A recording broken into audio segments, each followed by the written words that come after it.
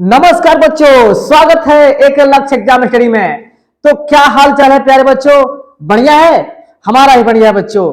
तो पेपर कैसे चल रहा है? बेहतर चल रहा है, उम्मीद है कि अच्छा ही चल रहा होगा। तो प्यारे बच्चों, हम क्लास 12th के फिजिक्स का हम मॉडल पेपर लेके आए हैं जो परीक्षा के लिए बहुत ही उपयोगी साबित होगा। जैसे आप लोग जानते हैं कि 4 मार्च 2024 को फिजिक्स का पेपर होने वाला है। उसका मॉडल पेपर हम लेकर आए हुए हैं जो आपके लिए परीक्षा में उम्मीद करता हूं कि इसमें से कुछ क्वेश्चन लगभग 50 या 60% मिल ही जाएगा। तो इस तरह से प्यारे बच्चों, हो सकता है कि पूरा ही मिल जाए, क्योंकि हम ऐसे क्वेश्चन को लेकर आए हुए हैं कि उसमें से पूरा आने की संभावना है। तो इसलिए बच्चों, हम इस क्वेश्चन को फटाफट जो है कर लेते हैं, देख लेते हैं कि क्या क्वेश्चन है। पहले भी हमने कई वीडियो फिजिक्स पर डाला है, आप लोग देखे होंगे, पढ़े होंगे। तो उस क्रम में हम क्या करते हैं, शुरुआत कर देते हैं। पहला इसमें जो खंड अ होगा, सबसे पहले बात तो ये जान लीजिए कि ये पूर्णांक जो है 70 नंबर का होगा प्यारे बच्चों। पूर्णांक कितने नंबर का होगा प्यारे बच्चों? ये जो है पूर्णांक है आपका 70 नंबर का होगा। कितना नंबर का होगा? 70 नंबर का। समय जो है प्यारे बच्चों, समय जो है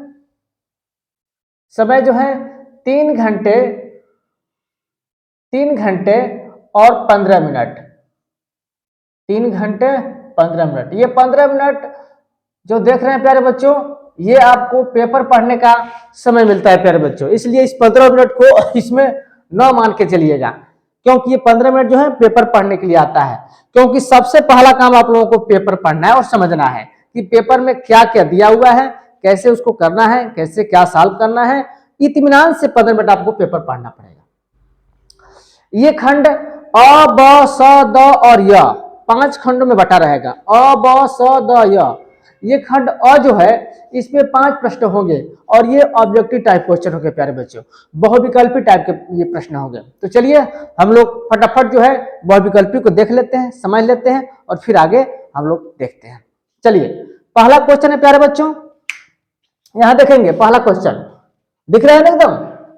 पहला है, पहला का क, निर्वात की विद्युतशीलता का मात्रक है। ध्यान देंगे, ये पहले चैप्टर का है। और निर्वात की विद्युतशीलता जो होता है उसको हम म्यू नॉट से प्रस्तुत करते हैं। किससे प्रस्तुत करते हैं प्यारे बच्चों? म्यू नॉट से। तो वही कह रहा है कि निर्वात यानी म्यू नॉट का मात्रक है न्यूटन प्रति कूलाम। बी ऑप्शन है न्यूटन वोल्ट प्रति मीटर स्क्वायर। सी है कूलाम स्क्वायर प्रति न्यूटन मीटर स्क्वायर। और डी है न्यूटन मीटर प्रति कूलाम स्क्वायर।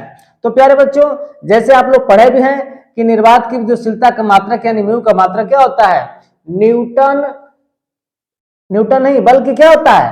देखिए ऑप्शन बहुत मिलता जुलता है, तो ध्यान रखेंगे कि निर्वात की विद्युतशीलता का मात्रक जो है कूलाम यानी कूलाम स्क्वायर प्रति न्यूटन मीटर स्क्वायर होता है। क्या होता है प्यारे बच्चों? यहाँ थोड़ा सा हम दोहरा भी रहे हैं। क्या होता है प्यारे बच्चों? यानी म्यू नाट का जो मात्रक होता है प्यारे बच्चों, वो होता है कूलाम स्क्वायर प्रति न्यूटन मीटर स्क्वायर। ऐसे भी लिखा जाता है, वही चीज यहाँ लिखा हुआ है, कूलाम स्क्वायर प्रति न्यूटन मीटर स्क्वायर। इसलिए क का राइट आंसर जो होगा वो सी होगा। इसलिए सी को लॉक किया जाए, ठीक ना।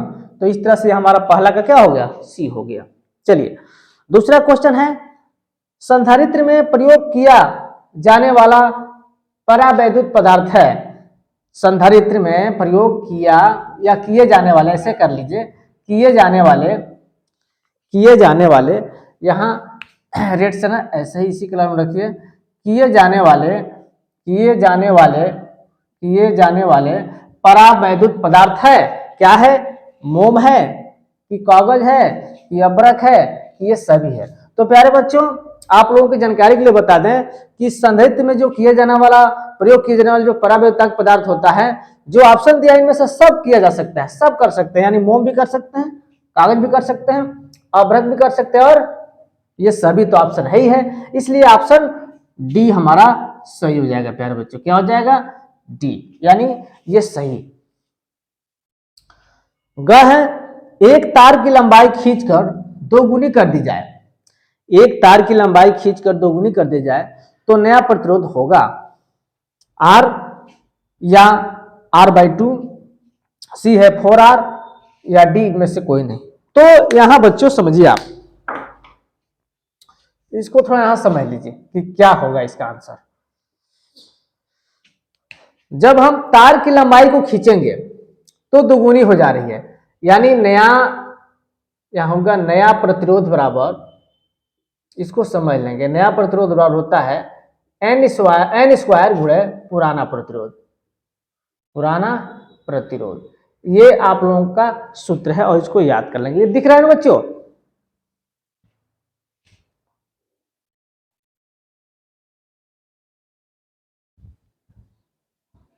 चलिए ठीक है, दिख रहा है। तो नया प्रतिरोध बराबर एन स्क्वायर गुणे पुराना प्रतिरोध।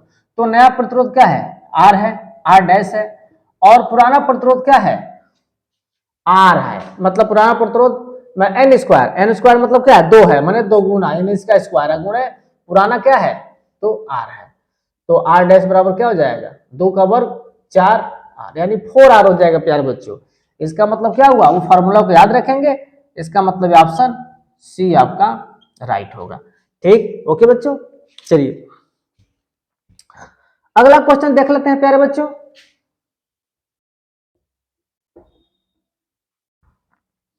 अगला क्वेश्चन है कि चुंबकीय क्षेत्र बी, चुंबकीय क्षेत्र को बी से डिनोट करते हैं प्यारे बच्चों। समांतर चाल भी, यानी भी चाल है, से गतिमान आवेश क्यू पर चुंबकीय क्षेत्र के कारण लगने वाला बल होगा। ध्यान देंगे यहाँ पे, क्योंकि ऑप्शन जो दिया है बहुत ही सस्पिशन वाला दिया है। चुंबकीय क्षेत्र बी के समांतर, जब समांतर की बात करें प्यारे बच्चों, तो चाल भी से गतिमान आवेश क्यू पर चुंबकीय क्षेत्र के कारण लगने वाला जो बल होता है वो क्या होता है? क्यू बी होता है, कि क्यू बी बाई एम होता है, कि एम बाई क्यू बी होता है, कि शून्य होता है। तो बच्चों ध्यान रखेंगे, इसको याद रखेंगे कि जब भी समांतर की बात करें जब भी समांतर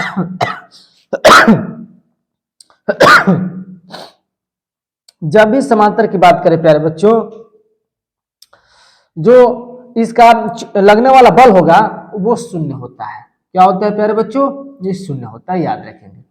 तो इस तरह से हम लोग 4 क्वेश्चन यहाँ कवर कर लिए हैं। एक और क्वेश्चन बचा है बहुविकल्पी का, उसको भी कर लेते हैं, तब तक लिख लीजिए इसको। हाँ तो प्यारे बच्चे अंगा हम देख लेते हैं। कह रहा है कि 1/√μ0 इंटू एप्सिलॉन नॉट का मात्रक है, क्या है? न्यूटन प्रति कूलाम, बी है वेबर प्रति मीटर स्क्वायर, सी है फैराडे, डी है मीटर प्रति सेकेंड। तो प्यारे बच्चों ये बहुत ही इंपॉर्टेंट क्वेश्चन है। इसको ऐसे याद रखेंगे कि 1/√μ0 into epsilon not equal to होता है सी। तो जो सी का मात्रक होगा प्यारे बच्चों, वही क्या होगा? इसका मात्रक होगा। इसलिए हम जानते हैं कि इसका मात्रक क्या होता है? मीटर प्रति सेकेंड इसका मात्रक होता है। ये प्रकाश की चाल है बच्चों, तो इसलिए ऑप्शन हमारा क्या हो जाएगा? ये डी हो जाएगा प्यारे बच्चों, मीटर प्रति सेकेंड हो जाएगा। ये ऑप्शन सही है।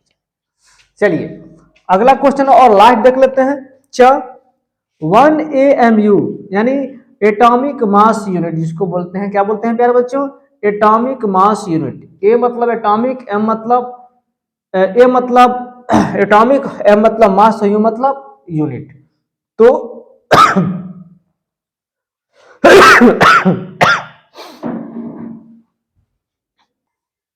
हाँ प्यारे बच्चों, तो देखिए क्योंकि गले में प्रॉब्लम हो जा रही है बच्चों, आप ही लोग को पढ़ाते पढ़ाते गला हमारा जाम हो जा रहा है, इसलिए खांसी हो जा रहा है। तो चलिए हम लोग क्वेश्चन अंगपथ है। तो अंगपथ जो है देखते हैं यहाँ पे। अंग जो है कह रहा है, ये तो हम बता चुके थे लेकिन फिर भी एक बार रिपीट कर दे रहे हैं कि 1/√μ0 इंटू एप्सिलॉन नॉट का मात्रक है। पहला ऑप्शन है न्यूटन प्रति कूलाम, दूसरा है वेबर प्रति मीटर स्क्वायर, तीसरा है फैराडे, और डी जो है मीटर प्रति सेकेंड। तो हमने यहाँ एक्सप्लेन भी किया था प्यारे बच्चों कि 1/√epsilon not into mu not equal to c, ये होता है, जहाँ सी जो है प्रकाश का चाल है या वेग है। तो चाल का जो मात्रक होता है वो मीटर प्रति सेकंड होता है, हमने बताया था मीटर प्रति सेकंड। तो जो इसका मात्रक है वही क्या होगा, ये इसका भी मात्रक होगा, इसलिए हम क्या बताए थे कि सही ऑप्शन क्या होगा, डी होगा, मीटर प्रति सेकंड होगा। चलिए क्या देख लेते हैं और ये बहुविकल्पी का लास्ट होगा प्यारे बच्चों। 1 AMU के तुल्य ऊर्जा है। ए का मतलब एटॉमिक, एम का मतलब मास और यू का मतलब यूनिट होता है बच्चों। तो ए है 190 MeV, बी है 139 MeV, सी है 913 MeV और बी है 931 MeV। बच्चों यहाँ हम क्लियर कर दें कि MeV का मतलब होता है, MeV का मतलब होता है मेगा इलेक्ट्रॉन वोल्ट। क्या होता है प्यारे बच्चों, मेगा इलेक्ट्रॉन, ये इलेक्ट्रॉन दिख रहा है कि नहीं, mega electron volt, mega electron volt होता है, इसका मतलब क्या होता है बच्चों, मेगा इलेक्ट्रॉन वोल्ट। तो ये हम बताए यहाँ पे कि MeV यानी मेगा इलेक्ट्रॉन वोल्ट होता है प्यारे बच्चों, ठीक ना। तो इसलिए ये क्या हो जाएगा, याद रखेंगे कि एक AMU का मान जो होता है वो 931 MeV के बराबर होता है प्यारे बच्चों। तो इसलिए ये ऑप्शन जो आपका डी है प्यारे बच्चों, गलती से सी हो गया है, ये ऑप्शन जो है डी है आपका, ठीक ना, ये ऑप्शन जो आपका डी है। बस इसको याद रखेंगे कि 931 MeV यानी मेगा इलेक्ट्रॉन वोल्ट होता है।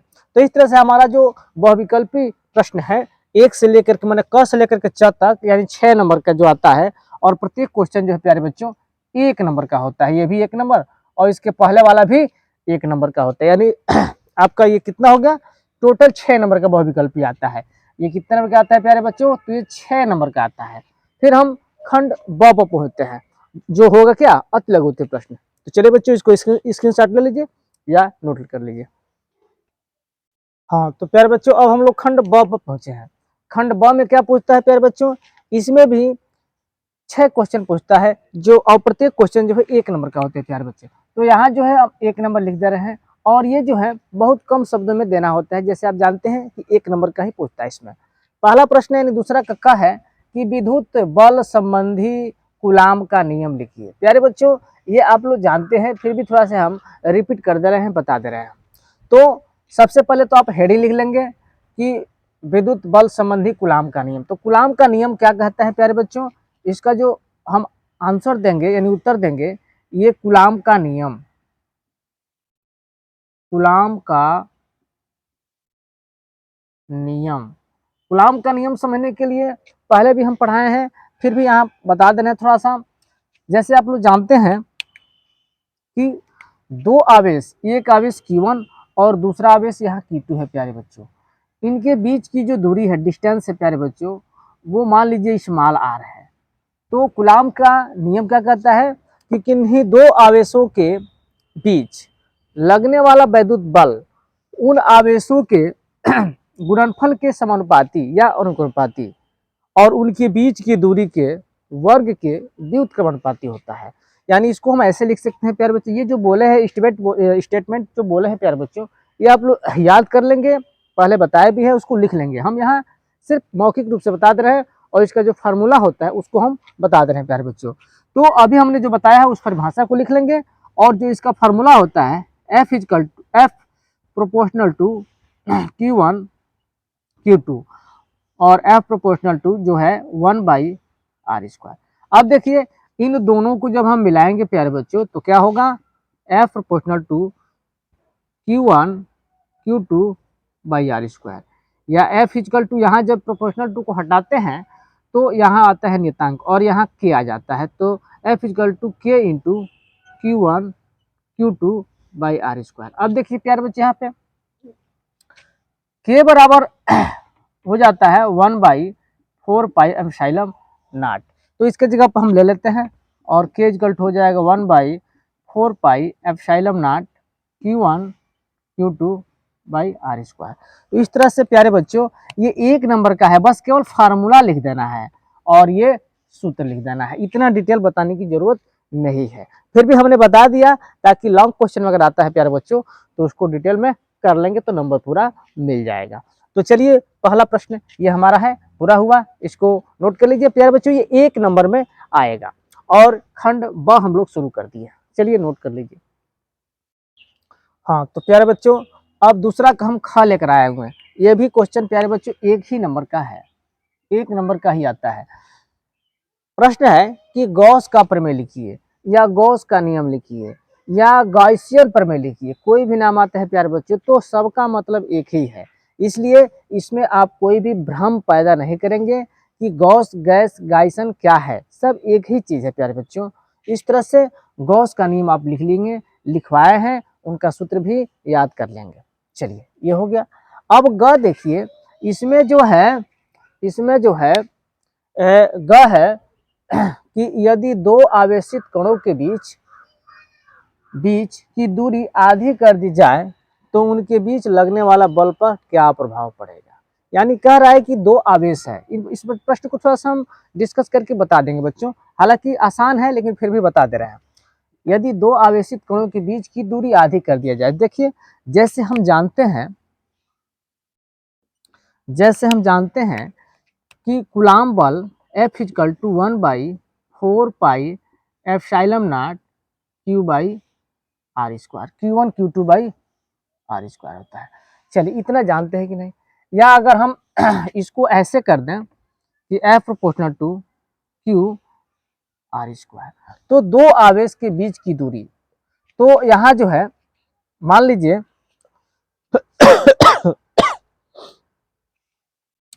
Q1 Q2 ये आपका Q1 और ये Q2 है। तो अब यहाँ जो है दूरी को हम आधी कर दे रहे हैं, यानी यहाँ मान लीजिए कि F और ये हम दूरी को आधी कर ले रहे हैं, यानी R/2 कर रहे हैं, तो ऐसे हो जाएगा। तो ये F प्रोपोर्शनल टू 1 क्या हो जाएगा R/4, या ये जो हो जाएगा ये हो जाएगा F प्रोपोर्शनल टू, ये हो जाएगा 4 और 1 क्या हो जाएगा R हो जाएगा प्यारे बच्चों। अब बताइए ये जो मान है वो 4 किसके बराबर है। ये मान लीजिए जब हम दूरी आधी कर रहे हैं तो लगने वाला बल F डैश हो जा रहा है या F1 हो जा रहा है, तो ये हमारा F1 हो गया प्यारे बच्चों। तो अब ये हो जाएगा, इसके जगह पर हम लिख देंगे क्या F, यानी इस तरह से हो जाएगा आपका, क्या हो जाएगा, ये हो जाएगा 1/4 प्रोपोर्शनल टू 4F, यानी लगने वाला बल पर क्या प्रभाव पड़ेगा, तो ये लगने वाला जो बल होगा वो 4F के बराबर हो जाएगा, यानी ये हो जाएगा प्यारे बच्चों, हो जाएगा ये 4F। तो इस तरह से यही प्रभाव पड़ेगा, जो बल जो होगा वो क्या हो जाएगा, चौगुना हो जाएगा, ठीक ना। तो इस तरह से प्यारे बच्चों इसको नोट कर लीजिए, फिर आगे बढ़ते हैं। यहाँ समझ में आया है कि नहीं। हमने दूरी को R/2 क्यों किया, क्योंकि दूरी जो है आधी कर दी जा रही है यहाँ पे, तो इसलिए क्या हो जा रहा है, R का मान R/2 कर देंगे। जब इसका वर्क करेंगे प्यारे बच्चों तो ये हो जाएगा आपका R², और यहाँ देखिए R² और यहाँ भी R² हो जाएगा, और इस तरह से ये ऊपर चला जाएगा 4 हो जाएगा, और इसके जगह पर हम लिख सकते हैं F, क्योंकि ये क्या है F है, और Q1 Q2 से कैंसिल हो जाएगा क्योंकि Q1 Q2 इसमें भी है और इसमें भी है, तो इसलिए क्या हो जाएगा यहाँ पे F1 प्रोपोर्शनल टू 4F, इसके चौगुना हो जाएगा। लिख लीजिए इसको। हाँ तो प्यारे बच्चों अब दूसरा का घ अंग और च देख लेते हैं। ये भी दूसरा क्वेश्चन जितना है सब प्यारे बच्चों 1-1 नंबर का होगा। कितने नंबर का होगा प्यारे बच्चों, 1-1 नंबर का होगा ये। चलिए इसको देख लेते हैं, बहुत ही इंपॉर्टेंट क्वेश्चन चल रहा है। कह रहा है कि आवेशित समांतर प्लेट संधारित्र की प्लेटों के बीच वैद्युत क्षेत्र में ऊर्जा घनत्व का सूत्र लिखिए। ऊर्जा घनत्व देख रहे हैं ना, आवेशित समांतर प्लेट के संधारित्र के प्लेटों के बीच वैद्युत क्षेत्र में ऊर्जा घनत्व का सूत्र लिखिए। तो प्यारे बच्चों 1 नंबर का है और ये सिर्फ सूत्र लिखना है, तो इसलिए सूत्र U इक्वल टू, जिस तरह से ऊर्जा घनत्व यानी जानते हैं कि E equal to half mv² होता है, उसी तरह U इक्वल टू हाफ, और थोड़ा सा यहाँ पे हम लोग क्या करेंगे, हम लोग हाफ mv² ना लेकर के यहाँ लिख देंगे एप्सिलॉन नॉट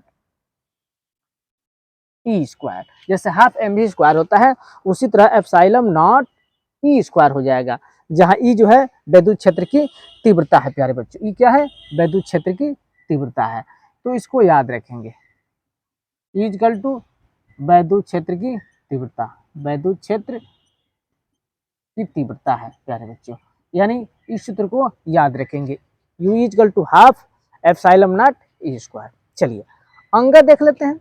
अंग कह रहा है कि आवेशित कण के अनुगमन वेग तथा धारा घनत्व में क्या संबंध है। ये क्वेश्चन बहुत ही इंपॉर्टेंट है, समझिए कि वेरी वेरी मोस्ट इंपॉर्टेंट है, VVI है, समझिए कि ये VVI क्वेश्चन है प्यारे बच्चे, किसी रूप में आएगा, या तो शॉर्ट क्वेश्चन में आए या लॉन्ग क्वेश्चन में आए, लेकिन आना है। तो चलिए इसका हम लोग उत्तर लिख लेते हैं, उत्तर या सोल्यूशन जो भी है लिख लीजिए। तो इसका होता है अनुगमन वेग, यानी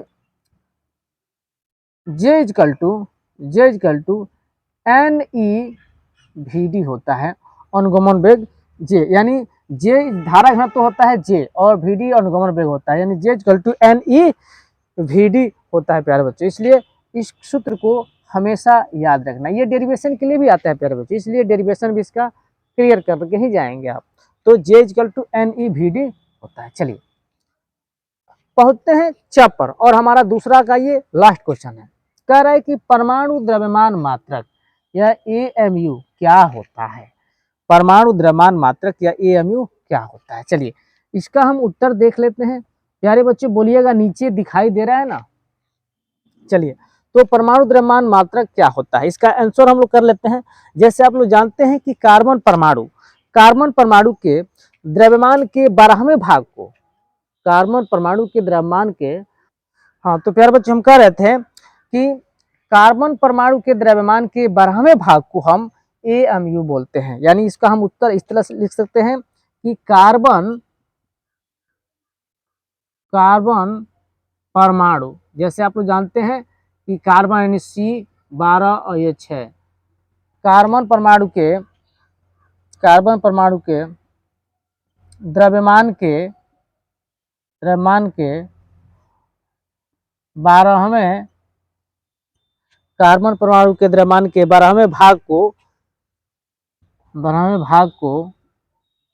1 AMU कहते हैं। तो इस तरह से प्यारे बच्चों इसका एक लाइनर ये आंसर हो जाएगा, तो 1 नंबर आप लोग मिल जाएगा। तो इस तरह से हमारा जो खंड ब था, ये ब में जितने क्वेश्चन बनता है, मैंने 5-6 क्वेश्चन आता है च तक, ये हम लोग का कंप्लीट हो गया, और ये प्रत्येक क्वेश्चन जो है 1-1 नंबर का होता है। तो इसको लिख लीजिए प्यारे बच्चों। हाँ तो प्यारे बच्चों अब हम लोग क्वेश्चन नंबर 3 पर पहुंचते हैं, और ये खंड आपका स रहेगा। और इसमें आप लोगों को जानकारी के लिए बता दें कि प्रत्येक क्वेश्चन जो है 2 नंबर का रहता है प्यारे बच्चों, 2 नंबर का। कितने नंबर का, तो प्रत्येक क्वेश्चन जो है प्यारे बच्चों 2 नंबर का होगा, ठीक है ना। और इसमें जो है आपका 6 क्वेश्चन होगा, 5 ये है और एक क्वेश्चन और हम बताएंगे। तो चलिए देख लेते हैं इसमें कौन सा क्वेश्चन जो है इंपॉर्टेंट है। कह है वैद्युत द्विध्रुव आघूर्ण की परिभाषा, मात्रक तथा बीमा लिखिए। ये बहुत क्वेश्चन इंपॉर्टेंट है प्यारे बच्चों, क्योंकि किसी न किसी रूप में इसको आना ही आना है। वैद्युत द्विध्रुव आघूर्ण की परिभाषा आ जाए या मात्रक आ जाए या बीमा, इसलिए तीनों को कंप्लीट कर लेना है प्यारे बच्चों, इसमें कोई कोताही नहीं बरतना है, ठीक ना। तो आप लोगों का ये क्वेश्चन जो है बहुत इंपॉर्टेंट है, इसको आप लोग तैयारी कर लेंगे। अगला क्वेश्चन है ख समविभव पृष्ठ की परिभाषा। देख रहे हैं बच्चों कितना अच्छा क्वेश्चन है यहाँ पे। समविभव पृष्ठ की परिभाषा तथा विशेषताएं लिखिए। इसको भी आप लोग पूरे विधिवत रूप से कंप्लीट कर लेंगे। ग है वैद्युत चुंबकीय तरंगे क्या है और इनके गुण को लिखिए। गुण बच्चों हर सेट में लगभग हर साल आता है, इसलिए वैद्युत चुंबकीय तरंगे क्या है और उनके गुण को आप लोग देख लेंगे। ये सब 2 नंबर का क्वेश्चन है प्यारे बच्चों। घ है लेंस के द्वितीय फोकस की परिभाषा दीजिए। लेंस के द्वितीय फोकस की परिभाषा दीजिए। और अंग है रदरफोर्ड के परमाणु मॉडल की मुख्य कमियां क्या है, क्योंकि ये रदरफोर्ड पूछेगा ही पूछेगा, या तो मॉडल पूछ दे, उनकी कमियां पूछ दे, या विशेषताएं पूछ दे, जो भी पूछ दे आप लोगों को इसको देख के जाना है।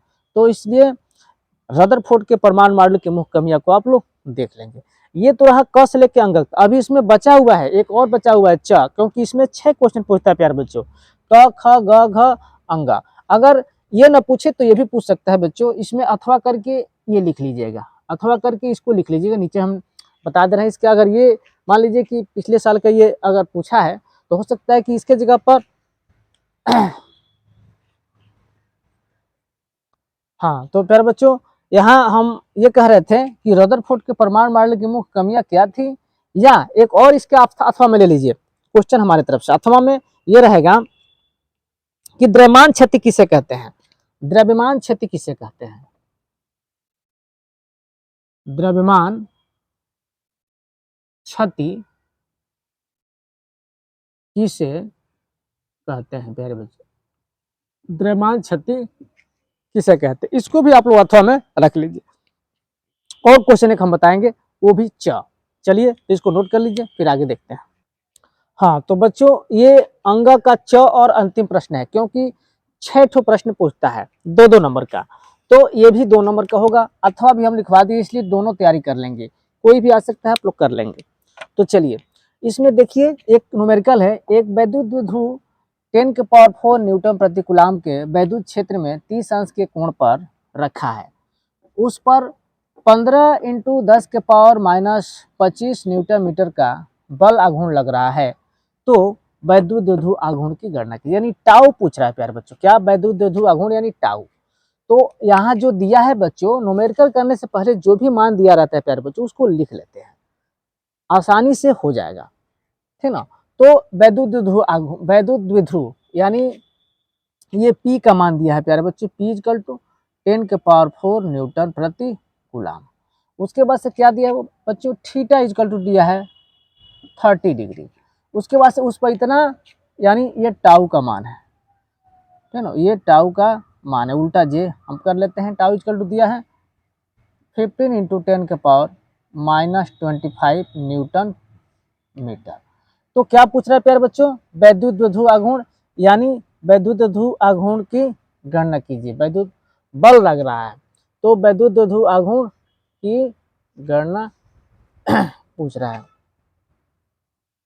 हाँ, थोड़ा सा यहाँ मिस्टेक हुआ है, ये P का मान नहीं है प्यारे बच्चों, ये मान जो है वैद्युत क्षेत्र, ये E का मान है प्यारे बच्चों। किसका मान है, ये E का मान है, हम मिस्टेक हो गया यहाँ देखने में, वैद्युत क्षेत्र, ठीक ना। तो यहाँ P पूछ रहा है प्यारे बच्चों, क्या पूछ रहा है, P जो है पूछ रहा है वैद्युत द्विध्रुव आघूर्ण की गणना कीजिए। तो चलिए हम जानते हैं सूत्र कि P = नहीं, टाउ = P sin थीटा। यहाँ जो होता है टाउ = PE sin थीटा, तो P का मान दिया हुआ है, P का मान ज्ञात करना है, टाउ का मान दिया है प्यारे बच्चों 15 × 10⁻⁻25, और P का मान ज्ञात करना है, और E का मान दिया हुआ है 10 × 10⁴ 10⁴ ही है ना बच्चे, देख लेते एक बार, हाँ 10⁴ ही है, और इंटू साइन 30। तो इस तरह से यहाँ P के मान 75 करके निकाल सकते हैं, और साइन यहाँ लिख दे रहे हैं, साइन 30 अंश का मान जो होता है प्यारे बच्चों, ये साइन 30 अंश का मान जो होता है 1/2 होता है। तो अब इसको कैलकुलेट करके प्यारे बच्चों अब कर लेंगे, बहुत आसान है, कोई दिक्कत नहीं है, ठीक ना। इस तरह से इसको लिख लीजिए और इसको बना लेंगे। चलिए हाँ, तो प्यारे बच्चों अब हम लोग खंड द पर पहुंच गए हैं, क ख ग अ ब स हम लोग कंप्लीट हो गया, अब द पर पहुंचे हैं, और ये इसमें जो है हम लोग चौथे प्रश्न पर पहुंचे हैं। चौथे में हम लोग क ख ग घ अंग 5 करेंगे, और फिर से 5वें में भी क ख ग अंग 5, यानी ये प्रत्येक क्वेश्चन जो है प्यारे बच्चों 3 नंबर का होगा। कितने नंबर का होगा बच्चों, ये 3 नंबर का सिलसिला चल रहा है, ये 3 नंबर। हाँ, तो प्यारे बच्चों ये जो है चौथा का हम लोग देख लेते हैं, और ये प्रत्येक क्वेश्चन 3 नंबर का है। चौथा का प्रश्न है कि वैद्युत क्षेत्र की तीव्रता की परिभाषा, मात्रक तथा बीमा लिखिए। ये पहले पार्ट का है बच्चों, और ये पूरा हम बताए हैं आप लोगों को, इसका डिफिनेशन भी, परिभाषा यानी मात्रक भी, और बीमा भी, इसलिए इसको कंप्लीट कर लेंगे। ख है वैद्युत द्विध्रुव के कारण निरक्षीय स्थिति में किसी बिंदु पर वैद्युत विभव के सूत्र का निगमन कीजिए। यानी ये वैद्युत द्विध्रुव के कारण निरक्षीय स्थिति में किसी बिंदु पर वैद्युत विभव का करना है प्यारे बच्चों, यहाँ ध्यान देंगे, ये वैद्युत विभव है, ये वैद्युत विभव है, वैद्युत विभव के सूत्र का निगमन कीजिए। यानी V = कितना होता है मेरे बच्चों, 0 होता है वैद्युत विभव, v इक्वल टू 0 होता है, इसका निगमन करना है। ये 3 नंबर का है प्यारे बच्चों। ग है, एक तार की लंबाई खींचकर 3 गुनी कर दी जाए तो नियत विभवांतर पर तार के प्रतिरोध, पहला यहाँ पे तार का प्रतिरोध पर तार के प्रतिरोध, एक में थोड़ा मिला ले क्वेश्चन, थोड़ा सा कहीं दिक्कत है क्या?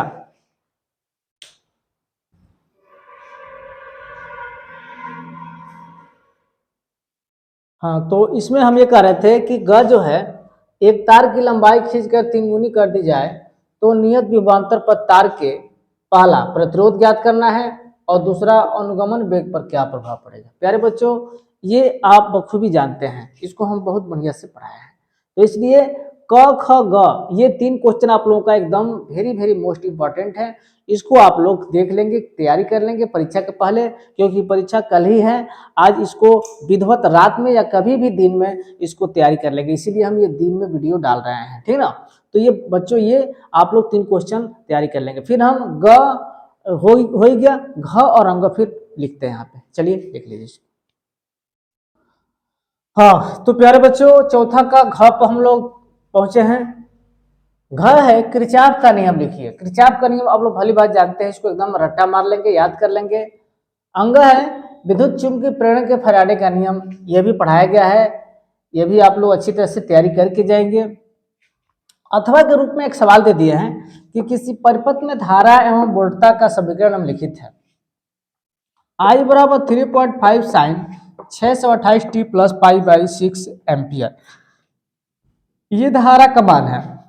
भी दिया है 28 sine 628 T minus pi by 6 volt. ज्ञात कीजिए धारा का वर्ग माध्य मूल मान, दूसरा है आवर्तकाल और तीसरा है धारा तथा वोल्टता के बीच कालांतर।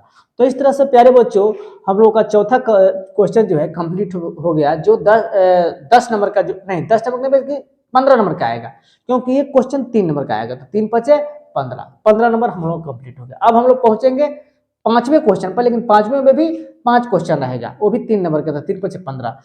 इस तरह से 3 नंबर का 30 क्वेश्चन आता है बच्चों, 10 प्रश्न आएगा 3 नंबर का, यानी 3 दहाके 10, 3 दहाके 30, 10 नहीं 3 दहाके 30, तो ये 30 क्वेश्चन रहेगा 4 और 5 मिलाकर के। चलिए हम 5वां देखते हैं, इसको नोट कर लीजिए।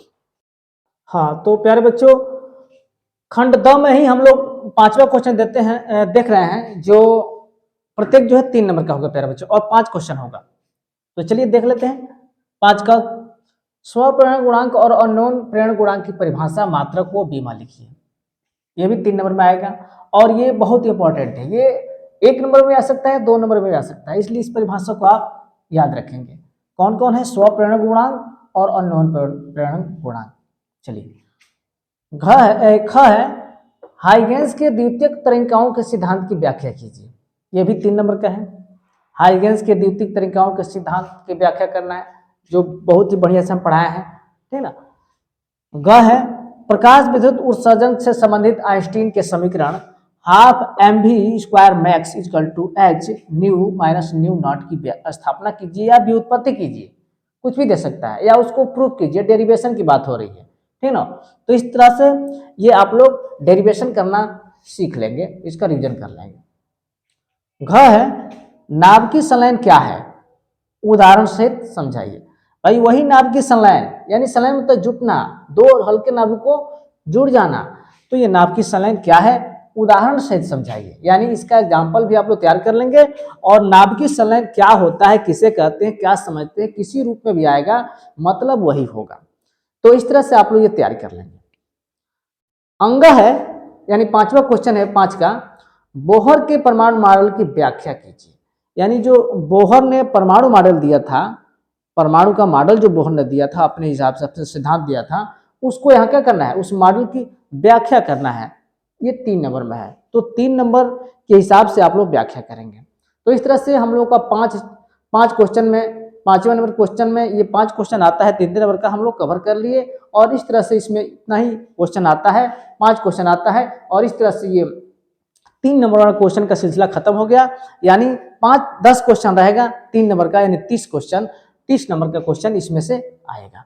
तो इसको स्क्रीनशॉट ले लीजिए, फिर हम लोग 60वें क्वेश्चन पहुंचते हैं। हाँ बच्चे, तो 5वां क्वेश्चन हम लोग कर लिए।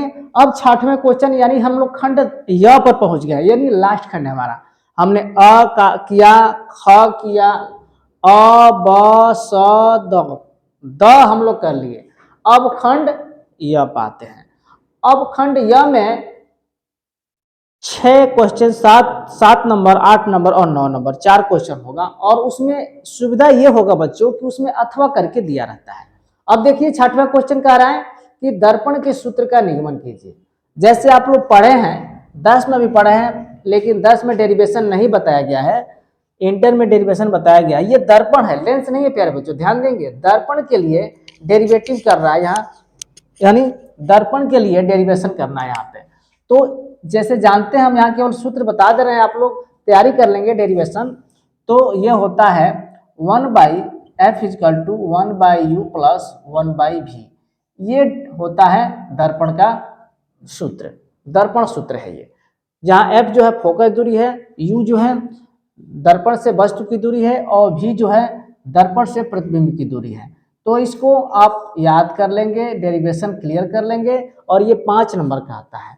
अथवा अगर इसमें दिक्कत है करने में, तो अथवा भी दिया रहेगा, ये भी कर सकते हैं, इसमें भी 5 नंबर मिल सकता है आप लोगों को।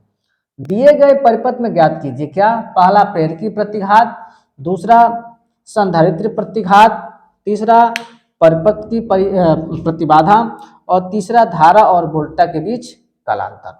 तो इस तरह से प्यारे बच्चों 60वां क्वेश्चन हम लोगों का ऐसे तैयारी करके जाना है आप लोगों को। फिर इसको नोट कर लीजिए, ये सारे इंपॉर्टेंट की सिलसिला चल रहा है। फिर 7वां, 8वां और 9वां 3 क्वेश्चन बाकी है, उसको भी बता दे रहे हैं। चलिए इसको लिख लीजिए। हाँ, तो अब हम लोग 7वां क्वेश्चन देख लेते हैं। ये भी क्वेश्चन जो है प्यारे बच्चों 5 नंबर का ही है। ये सब 5 नंबर का चल रहा है प्यारे बच्चों, बताए तो न बताए तो। आप लोग बस याद रखेंगे कि 6वां नंबर से लेकर के और 9वां नंबर तक सारे क्वेश्चन 5 नंबर का रहेगा, यानी 20 नंबर इसमें से मिलेगा आप लोगों को। 7वां है कि हाइगेंस के द्वितीयक तरिकाओं के सिद्धांत पर परावर्तन की व्याख्या कीजिए। प्यारे बच्चों, आप लोगों ने पढ़ा होगा कि तरिकाओं के सिद्धांत पर परावर्तन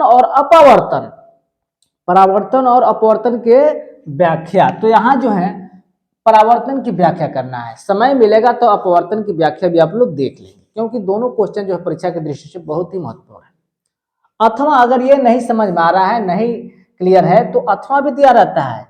एक इलेक्ट्रॉन जिसकी गतिज ऊर्जा 120 इलेक्ट्रॉन वोल्ट है, तो ज्ञात कीजिए संवेग, चाल और डी ब्रॉगली तरंग दैर्घ्य। प्यारे बच्चों, थोड़ा इसको हम हिंट्स देंगे, बस बता देंगे थोड़ा सा कि कैसे इसको ज्ञात करना है। जैसे आप लोग जानते हैं कि P =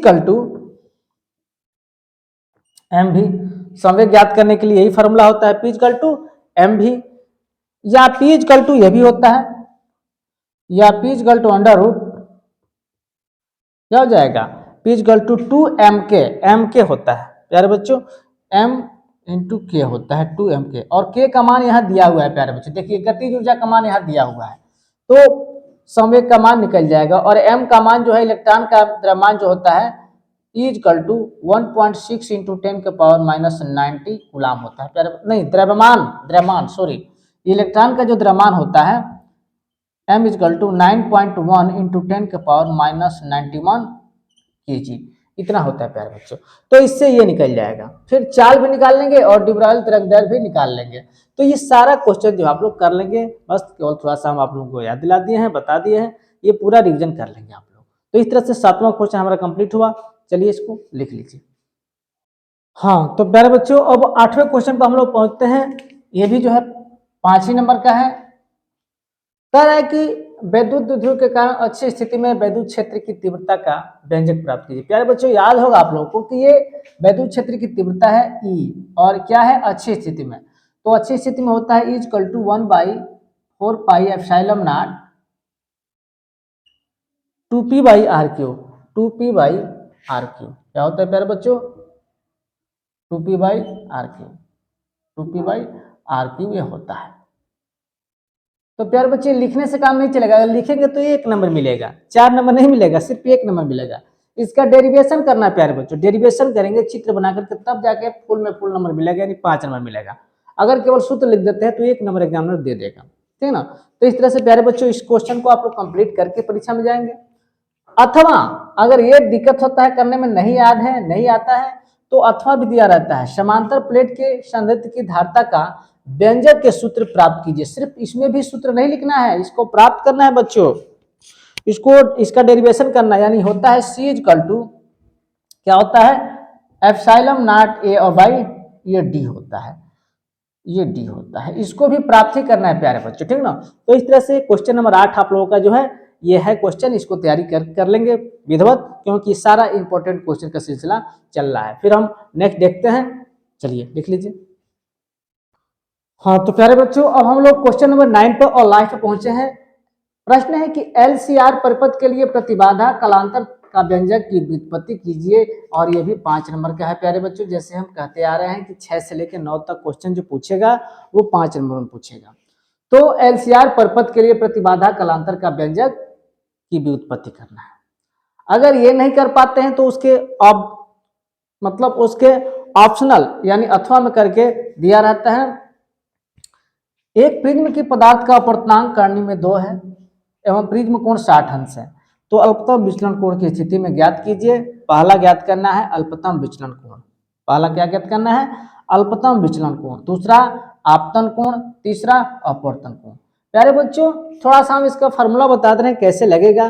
तो जैसे आप लोग जानते हैं कि n equal to sine delta m plus a और बाई 2 और सबका बटा साइन a बाई 2, इस फार्मूले से प्यारे बच्चों आप लगा सकते हैं, जहां a जो है अल्पतम कोण है, डेल्टा m है जो विचलन कोण है, और ये जो है प्रिज्म कोण है, ठीक ना।